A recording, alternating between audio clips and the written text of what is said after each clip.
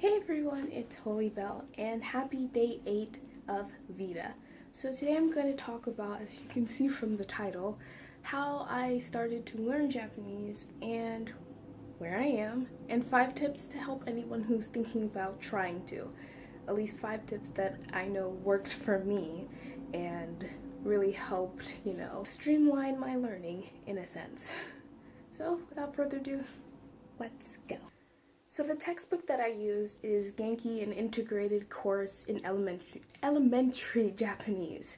It's basically the best textbook you can use to learn Japanese anywhere in a English-speaking country. It's basically a university level textbook that is primarily, you can use it for self-studying. That's how good and organized the book is, and you can also use it in a class, either in a class that your area has for Japanese, tutoring, or a class that actually uses it as its textbooks, because many classes base their lesson plans around Genki because it's structured so well. And currently me and my best friend are on lesson 4, which is part where it starts to get a little bit difficult because we're starting to get into the te forms of words, so that would be nice. But once we get over that hurdle, we'll be able to say a lot more in Japanese, at least. So yeah, this is what I print mine out because I had a friend who also had the Genki textbook, and they managed to make like a PDF form of it from their textbook, and I basically print all that out and use it because I like to write to learn because it sticks in my head better. But yeah. So this is what it looks like. This is lesson 3. So each lesson is based around a certain thing. So as you can see, the title is Making a Date.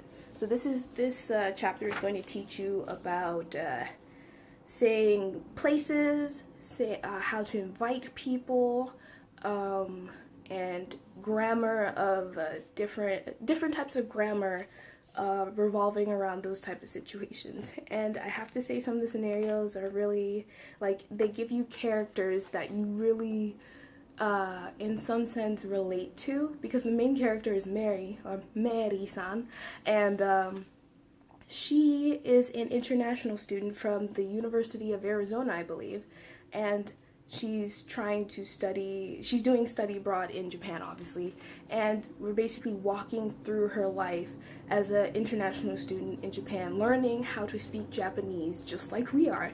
And that's why I say it's really great for university classes, because you relate with her because you're learning Japanese in college. And also the best thing about the book for like university students and college students is it gives you words that you will actually use in college. It'll tell you different things you'll see in a classroom, how to say door, how to say desk, how to say chalkboard, teacher, all those words that actually relate to you as a college student. And I think that's great that it connects those two, so you actually feel like I'm actually going to use some of this information that I'm learning in this class, which is really, really, really awesome. So since I don't use that as my primary way of learning kanji, which is really helpful, and I do use it to learn kanji for words that I'm probably not going to see in the other way that I'm learning, I use something called Ankidroid, basically Anki or Anki, one of the two. So it's an app that makes flashcards. This is the Android version. If you can try to get your hands on the Android version, I'd advise you to, because the Apple version is $24, which my friend found out in the most unfortunate way. So you can either use the free Android version or the desktop version, which works exactly the same and is also free. It's basically a flashcard making site, and you can use that to make decks full of flashcards of things that you want to learn. And it's really good at teaching you stuff by spacing it out an appropriate amount so that you learn it in a better and faster rate. So I have mine separated into these different categories. These are words that from Genki that I forgot and I put it so I only do two words a day, 2 new words a day, and then review however many are in the stage that I'm in, because you can rate them as again, which is the red button. Actually, let me show you. So what's going to happen is you're going to click the deck, and then it's going to show the word. So this is dore. Dore, I believe, because I have a problem with the words. Dore means, I think it means which. So at the bottom it's going to say, or which one. At the bottom it's going to say show answer, and then I'll click that, and it'll say that right answer. So now I know the right answer, but I need to know how fast, I need to grade how fast I really understood it. So you have again, which means I'm just sitting here for like a good 2 minutes and I'm just like, I know this word, but I don't remember what it was. That means I have to put it all the way back to restart its learning process. Hard is I took a little bit of time, but I know I knew it and I still got it right. Then you have good, which is like, maybe you spend like 5 seconds like, dore, and then, oh, it means which one. And then easy, it's like, dore, it means which one. Like super fast recall, but I'm gonna put it as hard because I know I have trouble with that. And then it re-puts it back to the amount of time that I'm going to need to review it. So I believe hard was for 1 day or 2 days, so it's going to put it again for me to learn tomorrow or 2 days from now because I'm having trouble with it. The goal of this is that you want to have the words out as far as possible. You want it to be, it only shows up like every month, every 2 months, every 3 months, because you know the word that well that you don't have to review it over and over and over. And it's a great way to study for sciences. If you have to memorize stuff like physics, chemistry, biology, it's great for languages, which is what it's mostly used for. History, if you have to remember dates and certain events, you can customize these cards to an amazing ability. And it's really, really nice that it's very user-friendly, and maybe like 10 minutes of reading the instructions or like the FAQs on the website, and you're good to go. And the desktop version works just the same as the Android app.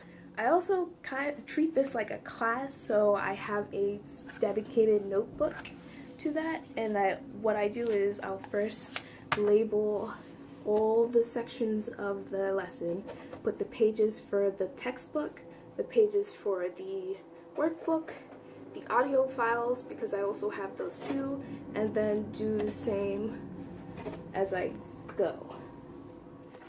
So, and then I'll come back and still add some more stuff as I learn, because I didn't put this before, but I did a few days ago because I know now that this is the polite way of saying it is. It's a really general way of describing it, but that is how I go back and say, okay, I know this, I understand this better. And it really helps with the grammar, because Japanese grammar can get a tad bit, not even a tad, really complicated really fast if you're not understanding it. And I do correlations, or at least not correlations, comparisons to how grammar works in English, and that's how it helps me. My best friend does the same thing but in Spanish, because the languages are a lot closer together and closer in origin, so it helps her, because Spanish and Japanese, they're very similar languages in the way grammar works, I believe,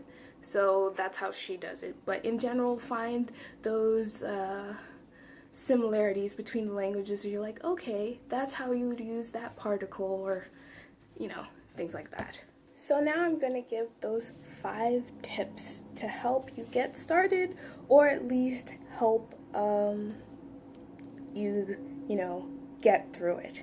So tip number 1 is find a friend to learn with. There are a lot of people that want to learn Japanese and they don't want to get started because they feel like, oh, if I'm studying by myself, it's not going to work out, I won't know how to say anything, or it's usually that they're scared to try, or they don't have the resources sometimes, or maybe even they think you have to go to a class with a native speaker or near like fluent speaker in order to learn it. like all or nothing. And that's not how it works all the time. I mean, with other languages, you can do the same thing. And yeah, find someone. There's got to be someone out there that wants to learn. You can either look for a Facebook group that's going to pair you up. You can try on websites that teach you Japanese. They might have a forum for you to find someone. There are places. The internet is very wide, and you can always find someone that has the same interests as you. Number 2, going along with number 1, is Skype. Skype is really helpful because that way you can say what you're learning. And obviously you have to learn using like native speakers, like talking with them. But at the beginning, it's really nice to at least hear someone else, like how they're doing it. Because me and my best friend, we always catch each other's mistakes because we hear each other and it's like, I don't think that's how you say that. Or maybe it's like, isn't it pronounced like this? And we always catch those tiny mistakes that you think, oh, it's fine. For so long, I kept saying manga instead of manga. And I'm learning Japanese, but I'm not saying Japanese words right. English has the trait of stressing certain syllables, and Japanese does not have that. And I have that problem all the time. While my best friend has the problem of using either the wrong particles or just forgetting words at times, and we catch each other on those mistakes, which really helps in our learning. Number 3 is find a textbook. They have many different types of textbooks for Japanese. Earlier I said I use Genki, an integrated course in elementary Japanese, and it's like the golden standard. But not everyone can afford it because it's like $60, and not everyone can find a friend to, get the book from, And yeah, they have Japanese for busy people. I used to have actually a CD or DVD learning set from BBC America to learn Japanese. It was similar to Japanese for busy people. They have so many different types of books that are, 1, cheaper, and 2, they may work for you in a way that Genki doesn't, or at least depending on how much Japanese you want to learn. And it's really nice that you have options. So look around and see, maybe your library has something. Who knows? You gotta look. That's the main point. You gotta look. Number 4 is a kind of controversial tip because not everyone agrees with this, but number 4 for me is use Google Translate, but specifically use Google Translate for simple things. Occasionally I'll find a kanji that I know how to say, but I can't remember what it looks like, because you'll have that time where you'll have a kanji that has like 4 different ways of writing it, but they each symbolize something else, and at times when I'm trying to type it out, it's like, I forgot what it looks like. So use Google Translate. Type in the hiragana or katakana. Hopefully you know which one it's more likely in. Or just type it in whichever characters that you know. And then press OK on it. After you press OK on it, it should tell you what words correspond to that, and then you can just peruse and see which kanji is the one that you actually wanted. And it's a really nice way of either looking for kanji that you know, but you can't remember what it looks like, translating simple sentences, because me and my best friend try as much as possible with the limited knowledge that we know to text each other in Japanese. And sometimes I'll be like, is this how I really I'm supposed to say it? So I'll just copy and paste it into Google Translate, and it'll tell me if I did it okay in the way that I've learned so far. And most of the times I've done okay. Just don't go and start making paragraphs in Google Translate expecting it to accurately translate everything, because I don't trust it that much. But I do trust it for the little things, like maybe a word that I know how to spell, but I can't remember if it's actually like 100% right, like some adjectives. But yeah, number 5, last but not least, is persevere. Currently me and my best friend are having like really busy schedules now. Like I just got a new job. She's about to graduate. She's taking like 6 or more classes at once for her last semester, and it's like, yeah, we're really busy. So even though we've put our actual like lessons, sitting down, doing Skype, which we did 3 times a week, Tuesday, Thursdays, and Saturdays in the evening, and we'd sometimes spend 5 hours. It was supposed to be 2 hour session for each of them, but you know how people can talk when you get into it.